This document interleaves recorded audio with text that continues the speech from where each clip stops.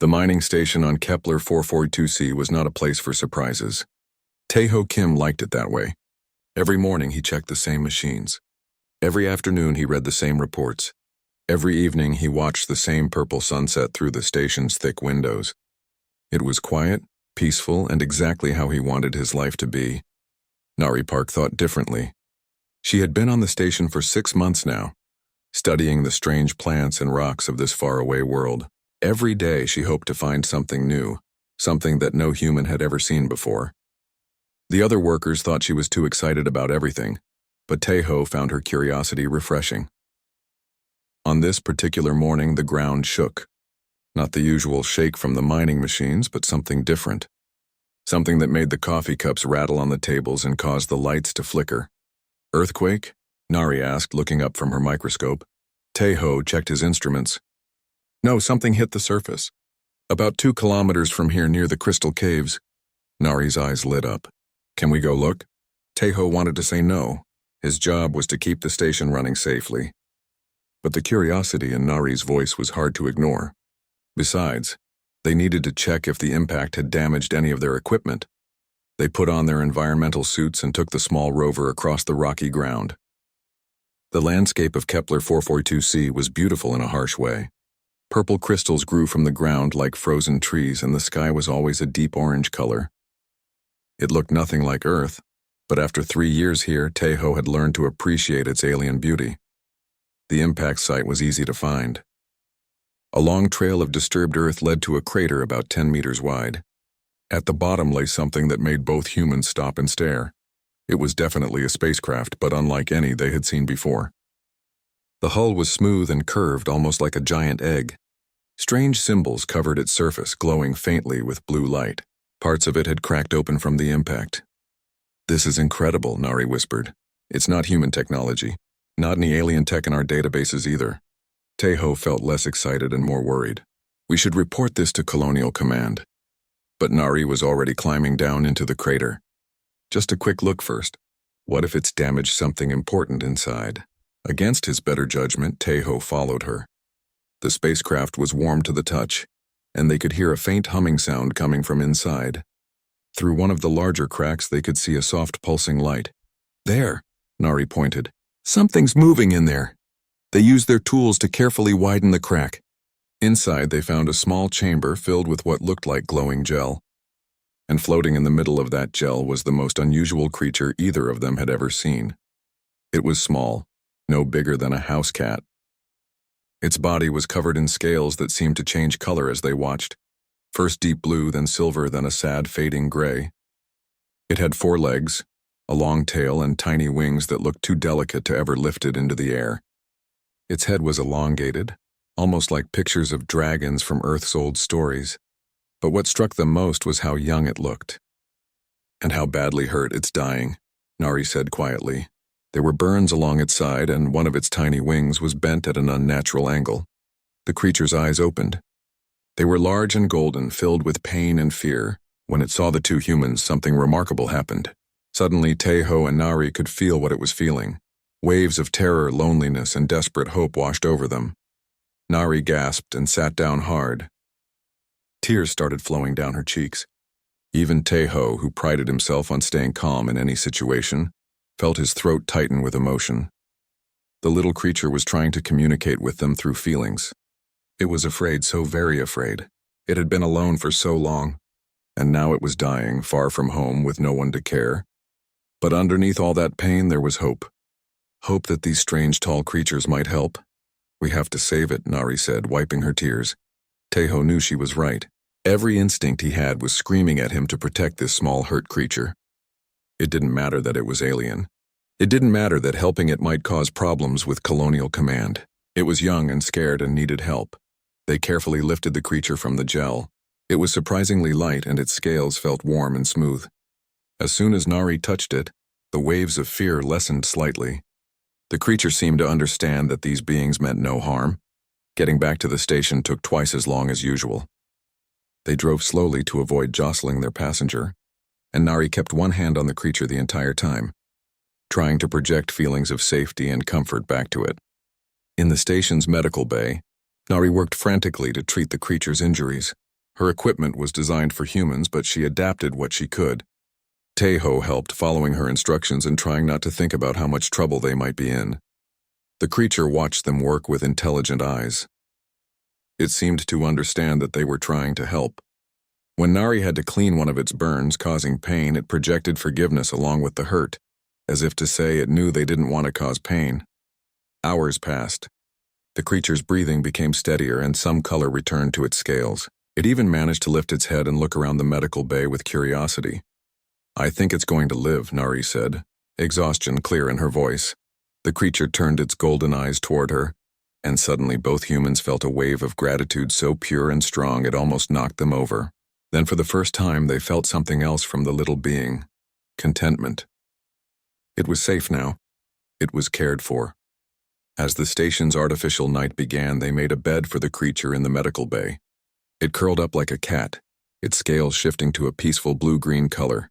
Before it fell asleep, it projected one more feeling to its rescuers, something that felt remarkably like love.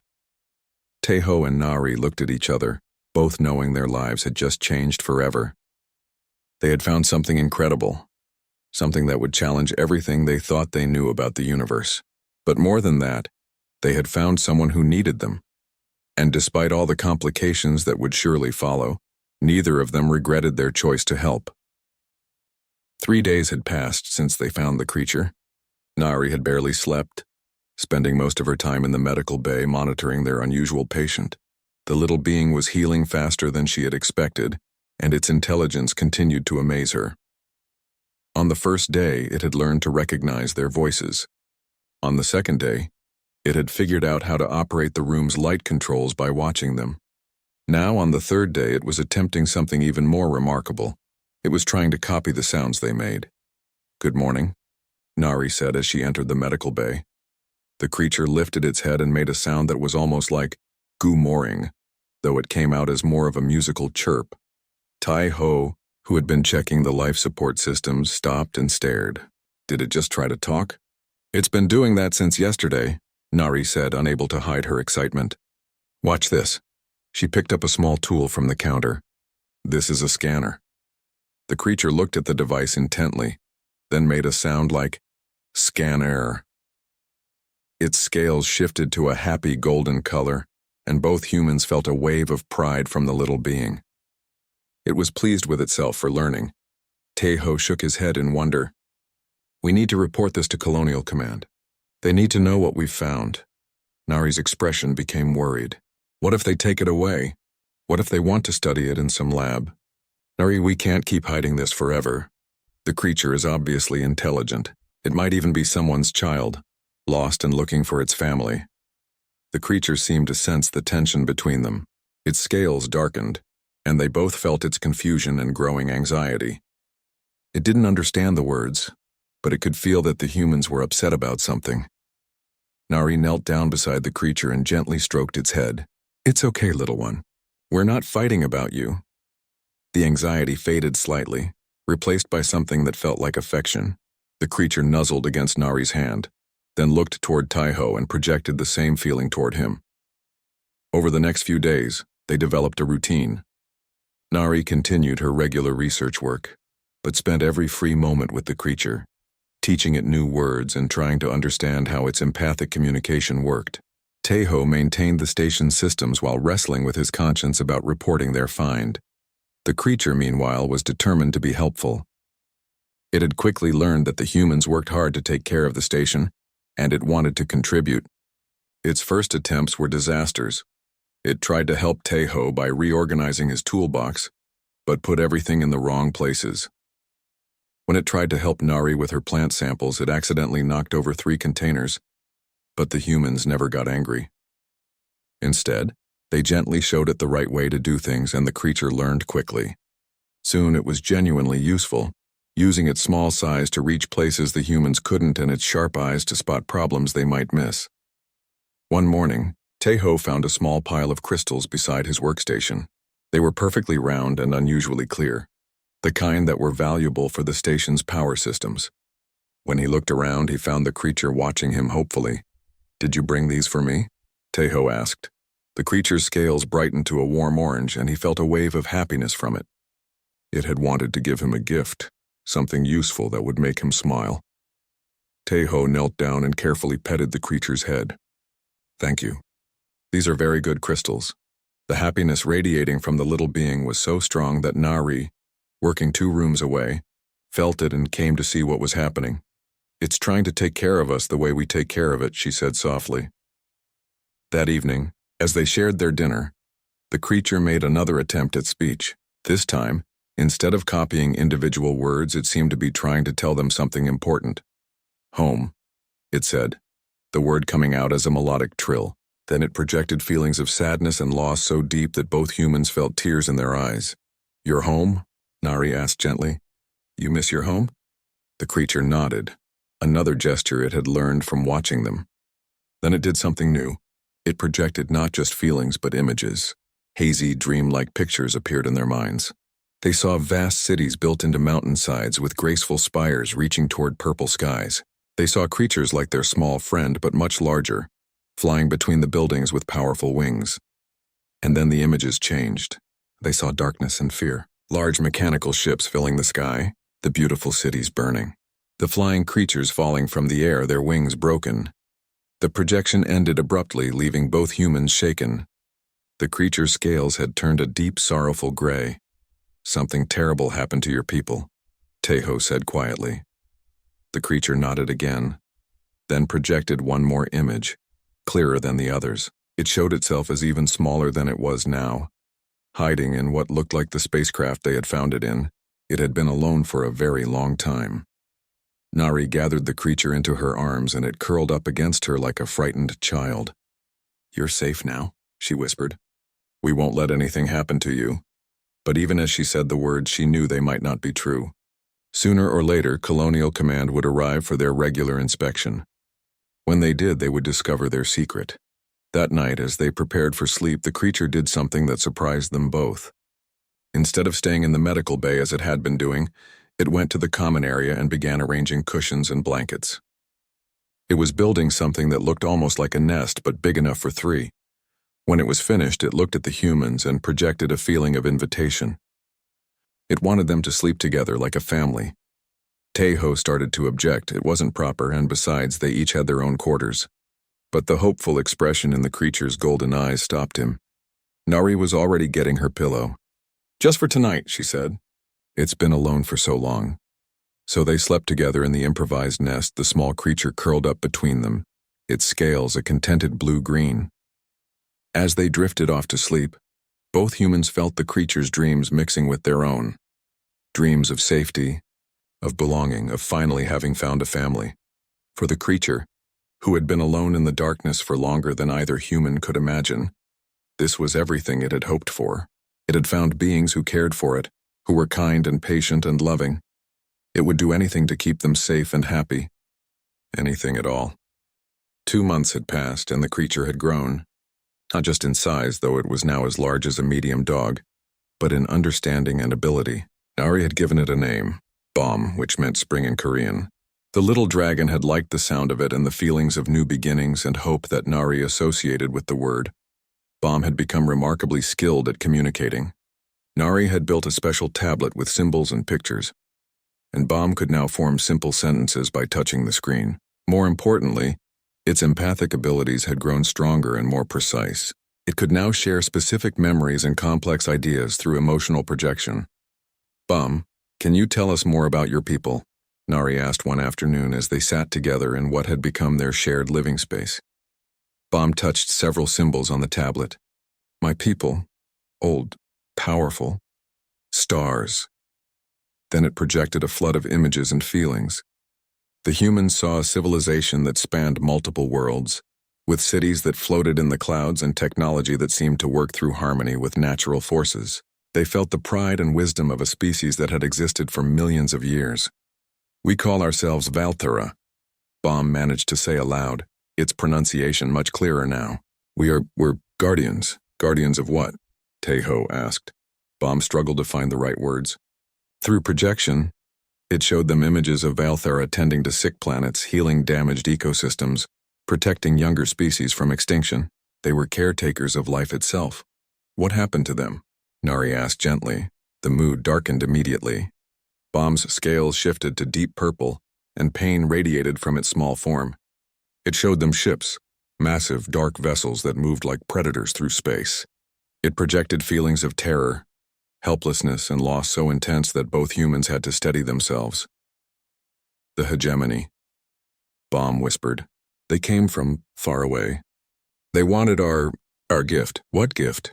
Bomb held up one tiny clawed hand. Electricity danced between its fingers. Not harmful, but beautiful, like controlled lightning. Life energy. We can share power, heal with touch, give strength. The realization hit both humans at once. They enslaved your people, Tejo said, his voice filled with anger. Bomb nodded sadly. Made us in batteries, trapped in machines. My parent hid me, sent me away before. The little dragon couldn't finish the sentence, but they felt its grief like a physical weight. Nari gathered Bomb into her arms. I'm so sorry. We had no idea. But Bomb pulled back, its scales brightening slightly. Not your fault.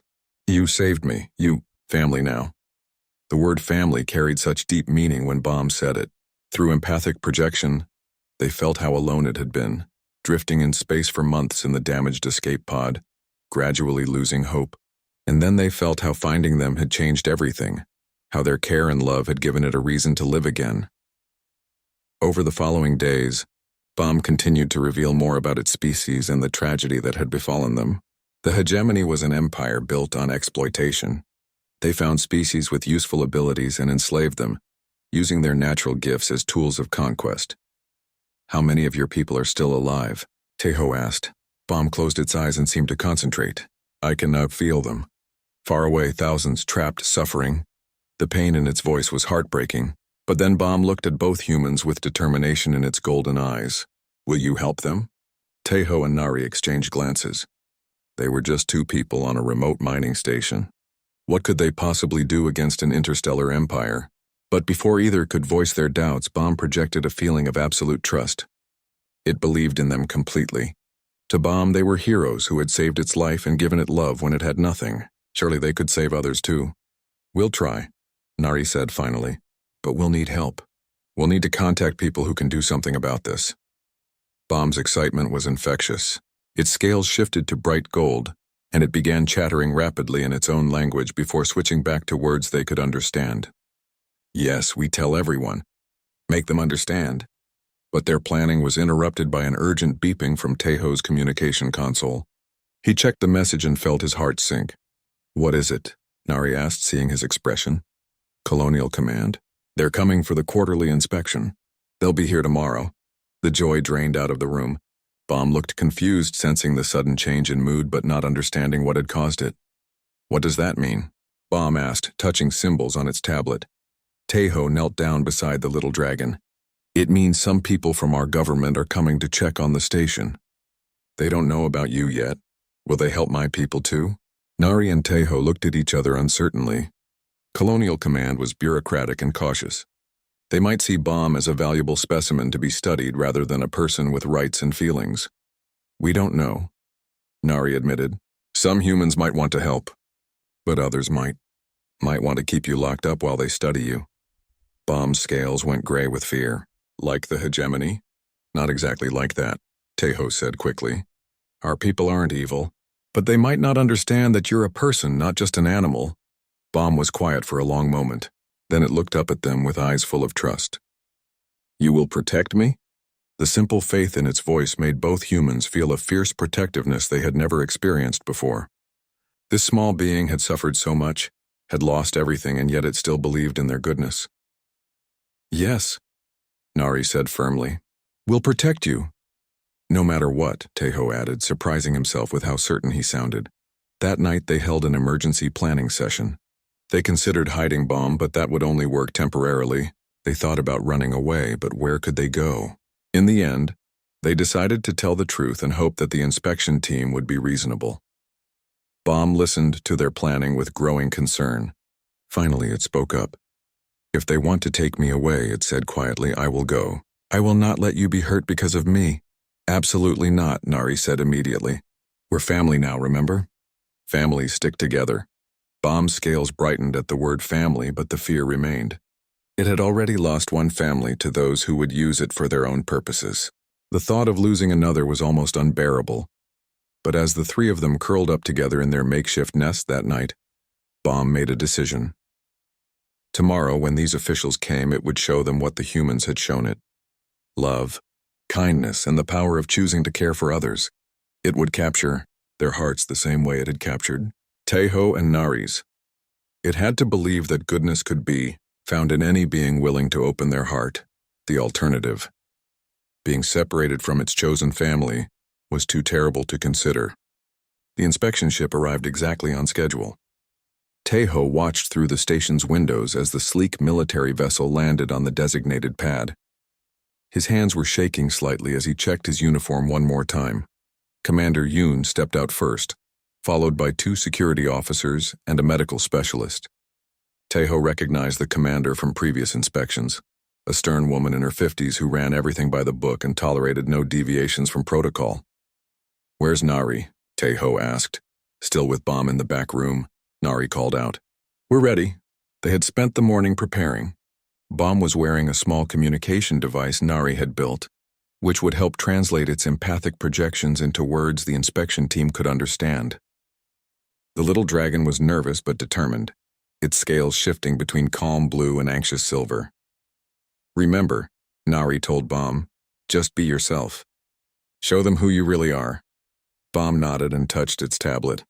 "I trust you." "We are family." The inspection team entered the station with military precision.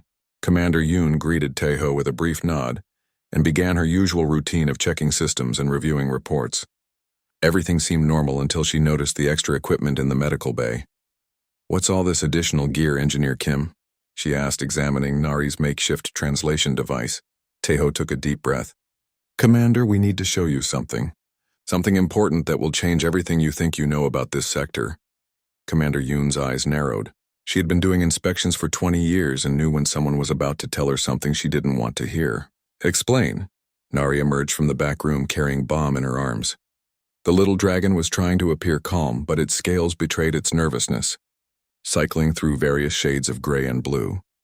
The security officers immediately reached for their weapons, but Commander Yoon held up a hand to stop them. She stared at Baum for a long moment, her expression unreadable. "What is that?" she asked finally. "This is Baum," Nari said. "It's a Valthara. We found it 2 months ago in a crashed escape pod, and you didn't report it immediately because we wanted to make sure it was safe first," Teho said. "It was badly injured. We didn't know if it would survive." Baum looked up at Commander Yoon with its large golden eyes and spoke carefully. "Hello, I am Baum. I am pleased to meet you." One of the security officers took a step backward. "It can talk?" "It can do more than talk," Nari said. She nodded to Baum, who activated the translation device. Suddenly, everyone in the room could feel what Baum was feeling. Nervousness, yes, but also hope, and a deep desire to be understood. The emotional projection was gentle but unmistakable. "What the hell was that?" the medical specialist demanded. "Empathic communication," Nari explained. "It's how its species shares thoughts and feelings." Commander Yoon remained focused on Baum. "You're sentient, intelligent." "Yes," Baum replied. "My people were very old, very wise. But now, the little dragon's emotions shifted to sadness, and everyone in the room felt an echo of loss so profound it was difficult to bear. "Tell me about your people," Commander Yoon said, her voice softer now. Baum began to project the story it had shared with Teho and Nari, the glory of Valthara civilization, their role as guardians of life, and the terrible day the hegemony came. The images were clearer now, more detailed, as if Baum's abilities had grown stronger with practice. The humans watched in stunned silence as they saw the destruction of entire worlds, the enslavement of a noble species, and the desperate escape of one small survivor. When the projection ended, there were tears in several eyes. Even the security officers looked shaken. "How many of your people are still alive?" Commander Yoon asked. Baum closed its eyes and reached out with its empathic senses. "Thousands. In machines, suffering. They use us as batteries. Our life energy powers their ships and weapons." The anger in the room was palpable. Commander Yoon's jaw was clenched tight, and the security officers were muttering curses under their breath. "This hegemony," Commander Yoon said. Where are they now? Far from here, but getting closer. Bomb projected through the translator. They expand always. Take more species. Soon they will find human worlds. The commander turned to Taeho and Nari. And you've been hiding this information for 2 months? We were protecting Bomb, Nari said defiantly. We didn't know if you would try to lock it up for study. It's not an it, Taeho added firmly. Bomb is a person, a child who lost its family and needs our protection. Bomb looked between the humans, sensing the tension but not fully understanding the conflict. It touched its tablet. Did I do wrong? Are Taeho and Nari in trouble because of me? The innocence in the question cut through the formal atmosphere like a knife. Commander Yoon knelt down so she was at eye level with Bomb. No, little one, you did nothing wrong, and neither did they. She looked up at Taeho and Nari. They protected you the way any decent person would protect a child in need. Bomb's scales brightened to a warm gold. You're a good person too. I can feel it. You want to help. Commander Yoon found herself smiling despite the situation. Yes, I want to help. But this is bigger than just one mining station. We need to contact Colonial Command immediately. What will happen to Bomb? Nari asked, her voice tight with worry. Before Commander Yoon could answer, alarms began blaring throughout the station. Taeho rushed to his control panel, his face going pale as he read the displays. Massive storm system approaching, he announced. Category 5, it'll hit us in less than an hour. Can the station withstand it? Commander Yoon asked. Taeho shook his head. Not at full strength. We've been running on backup power for the shields because of maintenance issues. We need full power to survive this. The medical specialist checked her instruments.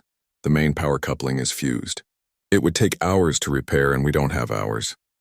Bomb had been listening to the exchange with growing alarm. It could feel the fear radiating from all the humans and it understood that they were in terrible danger. Without hesitation, Bomb jumped down from Nari's arms and ran toward the power coupling. Before anyone could stop it, the little dragon placed its hands on the damaged components. Electricity began flowing from Bomb's body into the station's systems. The lights brightened, and the shield generators hummed back to life. But the effort was clearly draining. Bomb's scales began to fade and it swayed on its feet. Bomb, stop, Nari cried, reaching for it. You'll hurt yourself. Must protect family, Bomb gasped, pouring more of its life energy into the repairs. All of you. My family now. The storm hit just as the shields reached full strength. For 3 hours, hurricane-force winds and lightning battered the station, while Bomb maintained the power flow that kept them all safe. By the time the storm passed, the little dragon had collapsed from exhaustion. As Nari tended to Bomb in the medical bay, Commander Yoon sat quietly in the corner, thinking. She had come to this station expecting a routine inspection. Instead, she had found a refugee from genocide, learned about a threat to human space, and witnessed an act of pure selflessness that had saved all their lives. When Bomb finally opened its eyes, it looked around weakly and saw all the humans gathered around its bed. Is everyone safe? It asked.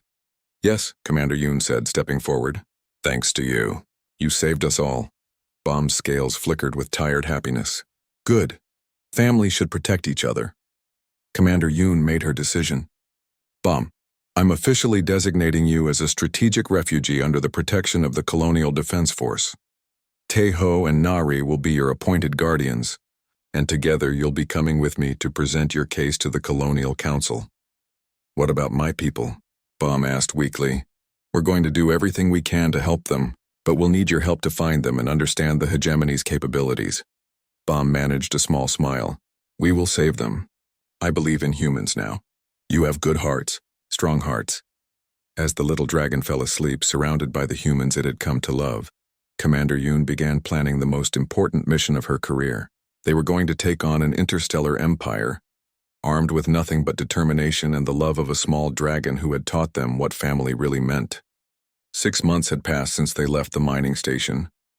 The Colonial Council meeting had been unlike anything in human history.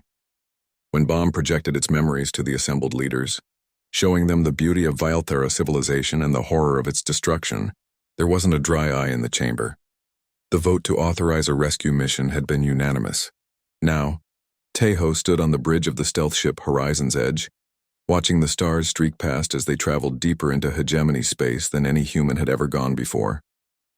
Nari was in the science bay, working with Bomb to pinpoint the location of the enslaved Valthara, using the little dragon's empathic abilities. Bomb had grown considerably over the past months. It was now the size of a large dog. Its scales had deepened to a rich blue-green and its wings had developed enough to allow short flights around the ship. But more importantly, its abilities had grown stronger. It could now sense its people across vast distances of space. "I can feel them more clearly now," Bomb reported, touching the new, more sophisticated translation device Nari had built. 3 systems away. So many, and they hurt so much. Nari put a comforting hand on Bomb's head. The little dragon had been growing more distressed as they got closer to their destination. The pain of its people was becoming overwhelming. "We're going to free them," Nari promised. "All of them." Captain Lee, the mission commander, entered the science bay. "Any luck pinpointing the prison facility?" Bomb nodded toward the star charts. "There, the 4th planet of that system. I can feel hundreds of my people. They're kept in a place of metal and darkness." "The intelligence reports match," Captain Lee said. "It's a processing station where they harvest energy from enslaved species. Security will be heavy. How do we get past their defenses?" Taeho asked, joining them.